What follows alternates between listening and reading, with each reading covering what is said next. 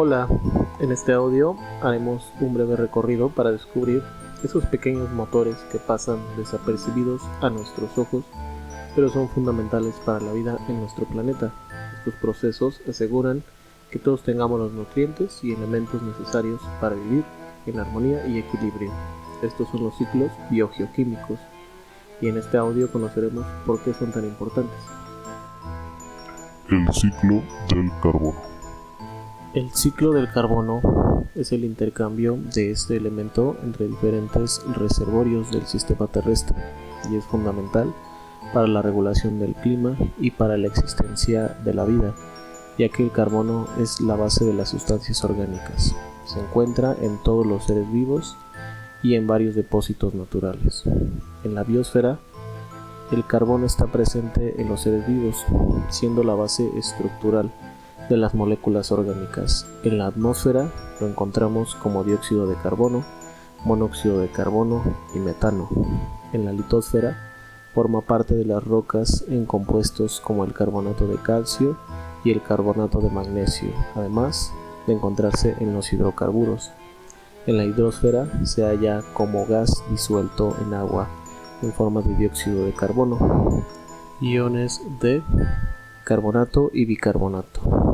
Los mayores depósitos de carbono se encuentran en los océanos, los sedimentos y en los combustibles fósiles. Estos reservorios están interconectados mediante rutas de intercambio y existe un equilibrio dinámico que mantiene relativamente constante la cantidad de carbono en cada uno. Dentro del ciclo de carbono se distinguen dos grandes procesos, el biológico y el geológico, cada uno con tiempos y mecanismos distintos. El ciclo biológico es el intercambio de carbono entre los seres vivos, la atmósfera y la hidrosfera, y ocurren en tiempos cortos, desde días hasta décadas. Uno de los procesos clave es la fotosíntesis, mediante el cual las plantas captan este dióxido de carbono presente en el aire y lo convierten en materia orgánica. Así que ellas son las que lo introducen en las redes tróficas. El carbono almacenado en los seres vivos se libera a través de la respiración y así regresa a la atmósfera. Cuando los seres vivos mueren, su materia orgánica se descompone por bacterias y hongos, que estos también liberan el dióxido de carbono. Parte de esta materia orgánica queda también almacenada en el suelo y con el tiempo se puede transformar. En la hidrosfera, el CO2 se disuelve en el agua del mar y es utilizado por los organismos fotosintetizadores acuáticos que lo convierten en materia orgánica, así como en la tierra. Este carbono entra a la cadena alimenticia. Luego, durante la respiración de estos organismos o su descomposición tras su muerte, se libera el dióxido de carbono. Parte de estos restos se depositan en el fondo oceánico, lo que forma sedimentos.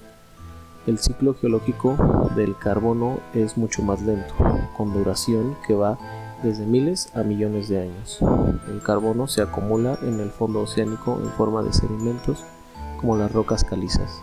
Estos sedimentos, que son sometidos a grandes presiones y temperaturas, se funden al ser arrastrados al interior de la Tierra por acción de las placas tectónicas. Ahí reaccionan con otros minerales y liberan el dióxido de carbono, que regresa nuevamente a la atmósfera cuando ocurre alguna erupción volcánica. También cuando la materia orgánica queda enterrada en condiciones de presión libres de oxígeno y en capas de sedimentos sufre cambios químicos, justo por la presión y la temperatura, transformándose en petróleo y en gas natural. Sin embargo, en la actualidad las actividades humanas están alterando gravemente este equilibrio. El uso intensivo de combustibles fósiles y su combustión están aumentando de forma significativa las concentraciones de dióxido de carbono en la atmósfera, lo que está provocando un desequilibrio en este ciclo y contribuyendo al calentamiento global. Ciclo del nitrógeno. Este es un proceso en el que este elemento se transfiere de diferentes formas entre la atmósfera, el suelo, la biosfera y la hidrosfera. La atmósfera contiene nitrógeno en mayor concentración, encontrándolo en el aire como una molécula diatómica. Este es uno de los elementos esenciales para los seres vivos, ya que está presente en los aminoácidos que forman las proteínas, en enzimas y en ácidos nucleicos. Sin embargo, a pesar de la gran cantidad de nitrógeno que existe en la atmósfera, la mayoría de los seres vivos no pueden aprovecharlo directamente, ya que no se encuentra, por decirlo de alguna manera, en una forma accesible. Este es un factor que limita el crecimiento de las plantas y su aprovechamiento. Dentro de este ciclo existen 5 etapas.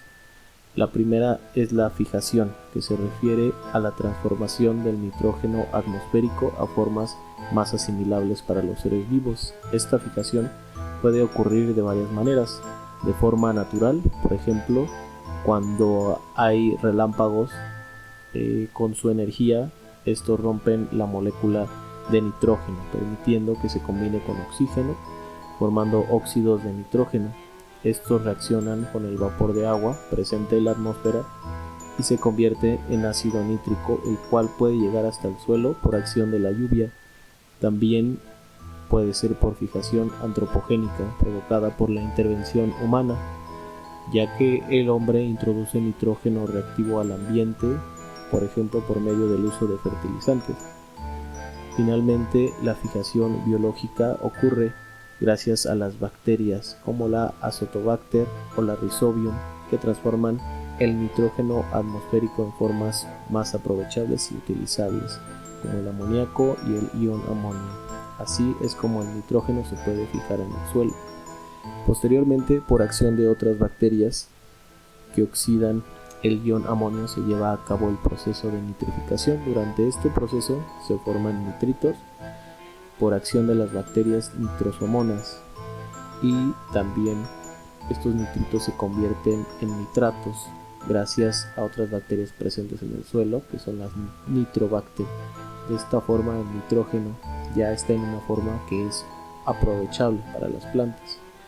En esta etapa llamada asimilación, las plantas ya pueden absorber los nitritos y utilizarlos para formar compuestos orgánicos como los aminoácidos que constituyen las proteínas y permiten su crecimiento. El nitrógeno a través de las plantas es como se puede introducir a la cadena alimenticia o cadena trófica. Cuando los seres vivos excretan sus desechos o cuando mueren, su materia orgánica se descompone y se devuelve este nitrógeno al suelo, generalmente en forma de amoníaco o de amonio. Este proceso, conocido como amonificación, es llevado a cabo por bacterias y hongos que descomponen la materia orgánica y la convierten nuevamente en iones amonio. Finalmente, en la nitrificación, el ion nitrito en el suelo se convierte de nuevo en nitrógeno gaseoso, que es devuelto a la atmósfera. Este proceso es realizado por microorganismos anaeróbicos como las bacterias pseudomonas, y así es como el ciclo del nitrógeno se cierra y se repite. Además, como humanidad hemos afectado este ciclo también debido a la intensidad de la producción agrícola actual, el uso de fertilizantes, la quema de combustibles. Estas actividades han alterado el equilibrio natural del ciclo del nitrógeno, lo que ha provocado diversos problemas como la contaminación del agua, la alteración de la química de los suelos, la eutrofización de los ecosistemas marinos, entre otros problemas. La intervención humana ha modificado significativamente los procesos naturales. Ciclo del fósforo. Este ciclo permite la circulación del fósforo en la naturaleza, aunque en los seres vivos el fósforo está presente en un bajo porcentaje, es un elemento esencial. Por ejemplo, forma parte de la molécula de ATP, de ADN, el ARN y está presente en los huesos. En este ciclo, el fósforo pasará a través del suelo, el agua y los organismos de forma circular. Este es un ciclo sedimentario, ya que se desarrolla principalmente en la corteza terrestre y no involucra a la atmósfera. Además, es un ciclo lento. Los seres vivos toman este elemento de la erosión de rocas fosfatadas en forma de fosfato. Los factores climáticos como la lluvia y el viento hacen que estas rocas se desgasten o meteoricen. El fósforo presente en las rocas se transfiere al suelo en forma de fosfato, que puede ser absorbido por las plantas. Como en los otros ciclos, el fósforo ingresa a la cadena alimenticia. Al morir los organismos, los descomponedores liberan estos fosfatos nuevamente al suelo. También las corrientes de agua, como los ríos o las lluvias, pueden llevar el fósforo a los cuerpos de agua. En la hidrosfera será utilizado por el fitoplancton y otros seres vivos. Así ingresa a la cadena trófica marina. Sus desechos se depositan en el fondo del agua, lo que coloca el fosfato en los sedimentos. Con el tiempo, estos sedimentos pueden convertirse en rocas sedimentarias y a lo largo de miles de años pueden llegar a estar en la superficie, lo que hará que se repita el ciclo. Este ciclo se ve afectado también por las actividades humanas, como la minería, la deforestación, el uso de fertilizantes, la agricultura, el uso de detergentes, entre otras actividades. Esto también puede provocar un exceso de nutrientes inorgánicos, lo que puede llevar a la eutrofización, y esto puede hacer que un cuerpo de agua se convierta en un pantano debido al crecimiento excesivo de algas. Ciclo del azufre. El azufre es un elemento esencial para la vida, ya que forma parte de vitaminas, proteínas y enzimas necesarias para los organismos. Este ciclo describe el recorrido del azufre por el suelo, el agua, la atmósfera y los seres vivos. A diferencia de otros ciclos, el del azufre involucra procesos tanto sedimentarios como gaseosos y se ve influenciado por la actividad volcánica y humana. El principal reservorio de azufre está en el agua de mar, en forma de sulfatos inorgánicos, pero también se encuentra en la corteza terrestre como sulfatos, como en el yeso o en el sulfato de calcio, y sulfuros como la pirita, así como en combustibles fósiles como el petróleo y el carbón. Durante las erupciones volcánicas se libera azufre en forma de sulfuro de hidrógeno y óxidos de azufre. Estos gases, al reaccionar con el oxígeno, pueden formar trióxido de azufre, el cual reacciona con el vapor de agua para formar ácido sulfúrico. Este cae a la superficie en forma de lluvia ácida. Esta lluvia, junto con la meteorización, libera sulfatos en el suelo y al agua también. Las plantas pueden absorber estos sulfatos desde el suelo mediante el proceso de asimilación, integrándolos en compuestos orgánicos. De esta manera, el azufre entra a la cadena trófica. Cuando los organismos mueren o excretan sus desechos, el azufre regresa de nuevo al suelo.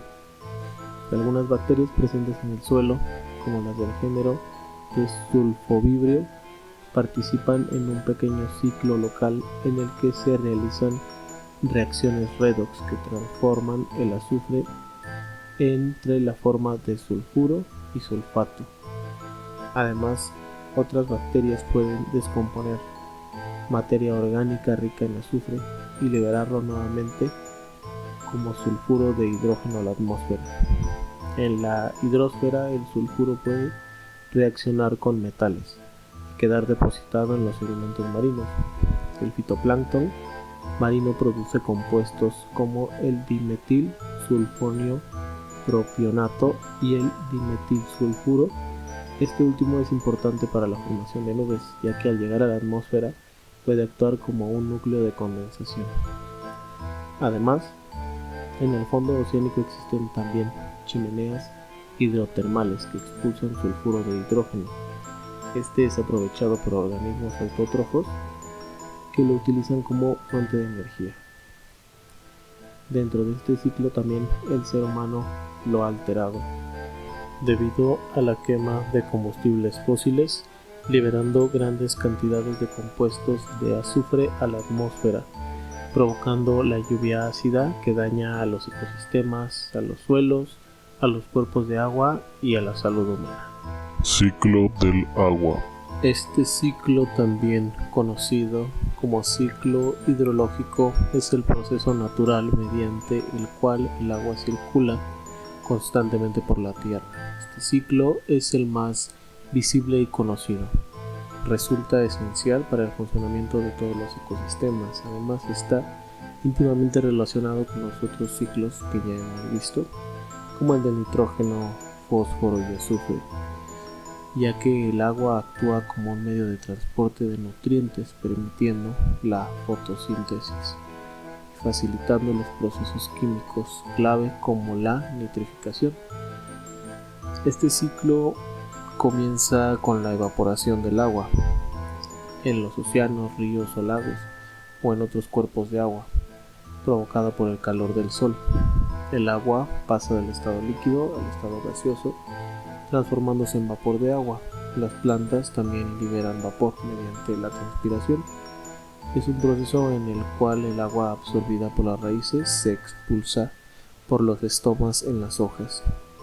Esta agua además cumple con la función vital porque sirve como un medio de transporte interno de los nutrientes en las plantas, desde las raíces hasta las partes de la planta hasta sus hojas. El vapor de agua asciende a la atmósfera y este al enfriarse se condensa, lo que forma nubes. Es un proceso conocido como condensación, cuando estas nubes se saturan y tienen un peso muy grande, se produce la precipitación, presentándose en forma de lluvia o granizo o incluso nieve. Así el agua puede regresar a la superficie terrestre. Una vez en la Tierra, el agua puede seguir distintos caminos. Una parte se infiltra en el suelo y alimenta los acuíferos subterráneos. Otra parte fluye por la superficie, escurriéndose, formando ríos, lagos y llegando incluso a los océanos nuevamente. Las plantas en este proceso absorben el agua del suelo a través de sus raíces. Este ciclo es crucial para la vida también porque regula el clima y mantiene el equilibrio en los ecosistemas. Sin el agua, ninguno de los otros ciclos biogeoquímicos funcionaría correctamente. El agua es necesaria para los procesos como la fotosíntesis, la disolución y el transporte de los elementos como el fósforo, azufre y nitrógeno, así como para la actividad de organismos descomponedores y las bacterias del suelo. También la actividad humana ha alterado este ciclo. La urbanización, la pavimentación reducen la capacidad del suelo para poder filtrarla y almacenarla, mientras que la extracción excesiva de agua dulce para diferentes usos ha puesto en riesgo el equilibrio natural, y esto además aunado a la contaminación de desechos ya sea químicos o biológicos en los cuerpos de agua afecta la salud de los ecosistemas.